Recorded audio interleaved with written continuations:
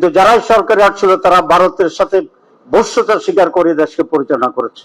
আগামী নির্বাচনটি খুব চ্যালেঞ্জিং জাতীয়ভাবে, 14 গ্রাম নয়।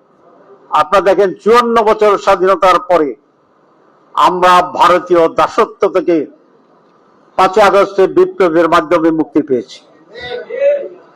আমরা স্বাধীন ছিলাম না, আমাদের একটা ভূখণ্ড ছিল, কিন্তু যারাই সরকারে আসছিল তারা ভারতের সাথে বশ্যতা স্বীকার করে দেশকে পরিচালনা করেছে।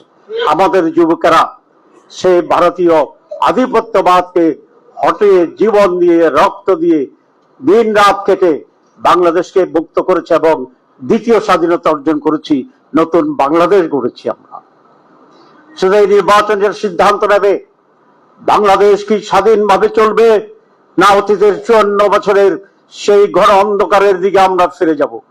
এই নির্বাচন সিদ্ধান্ত নেবে আমরা কি ফ্যাসিবাদ পরিবারতন্ত্রের দিকে যাব, না সকল মানুষের অধিকার সমুন্নত রেখে আমরা একটা গণতান্ত্রিক সুশীল সমাজে শিক্ষিত বাংলাদেশ, উন্নত বাংলাদেশ, অধিকারের বাংলাদেশ, নারী অধিকারের বাংলাদেশ, শ্রমিকের অধিকারের বাংলাদেশ, ছাত্রদের অধিকারের বাংলাদেশ, একটি মাথা উঁচু করা বাংলাদেশ গড়ে তুলব। সুতরাং এই নির্বাচন কোন ভোটে হার জিতের, একটি সংসদীয় আসনের কে জিতবে কে জিতবে না এরকম স্বাভাবিক কোন নির্বাচন নয়। এই নির্বাচনের মাধ্যমে জাতীয় সত্তার নতুন বিকাশের উন্মেষ ঘটানো হবে ইনশাআল্লাহ। সুতরাং আমি আপনাদেরকে আবেদন জানাবো, আপনাদের এই ভূমিকা একটি ঐতিহাসিক ভূমিকা হবে। সব সময় সুযোগ আসে না।